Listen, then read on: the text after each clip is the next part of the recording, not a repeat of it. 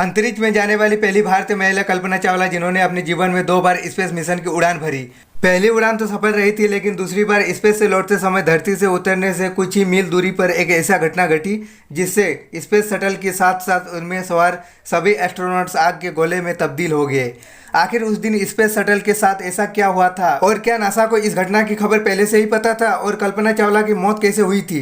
तो चलिए आज इन सभी बातों को जानते हैं। कल्पना चावला का जन्म 17 मार्च 1962 को हरियाणा के करनाल में हुआ था। कल्पना अपने चारों भाई बहनों में से सबसे छोटी थी। साल 1976 में कल्पना ने पंजाब इंजीनियरिंग कॉलेज से एरोनॉटिकल इंजीनियरिंग में बैचलर की डिग्री कंप्लीट की थी। सन 1982 में वो अमेरिका चली गई और वहां जाकर उन्होंने यूनिवर्सिटी ऑफ टेक्सास में एरोस्पेस इंजीनियरिंग में मास्टर की डिग्री प्राप्त की और इसी दौरान ही उनकी मुलाकात जीन पियरे हैरिसन से हुई थी। साल 1983 में उन्होंने हैरिसन से शादी कर ली।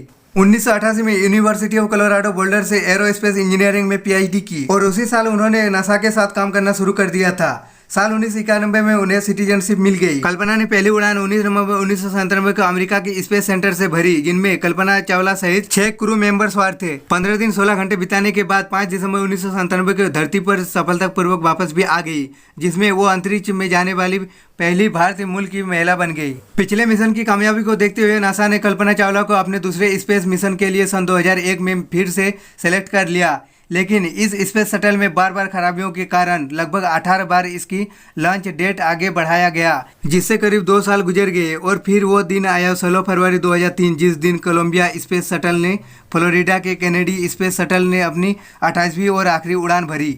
इस मिशन के दौरान पूरे 15 दिन 22 घंटे 20 मिनट 32 सेकंड तक स्पेस में रहने के बाद 1 फरवरी 2003 को जब ये शटल धरती के वायुमंडल की तरफ आगे बढ़ रहा था, तब नासा के वैज्ञानिकों के साथ साथ पूरी दुनिया के लोग उनके लौटने पर खुशी से स्वागत करने के लिए बेसब्री से इंतजार कर रहे थे। लेकिन ये खुशी के इंतजार कुछ ही क्षण में मातम में बदल गया, क्योंकि धरती पर पहुंचने से सिर्फ 63 किलोमीटर दूरी पर स्पेस शटल ब्लास्ट होकर टुकड़ों में बिखर गया। कुछ सालों तक ये किसी को मालूम ही नहीं चल रहा था कि आखिर ये हादसा कैसे हुआ, लेकिन जब नासा ने इस मामले को बारीकी से जांच की तो ऐसा सच निकल के सामने आया जिसने सबको हैरान करके रख दिया। नासा के मुताबिक पूरा हादसा इंसुलेशन फर्म के कारण हुआ था।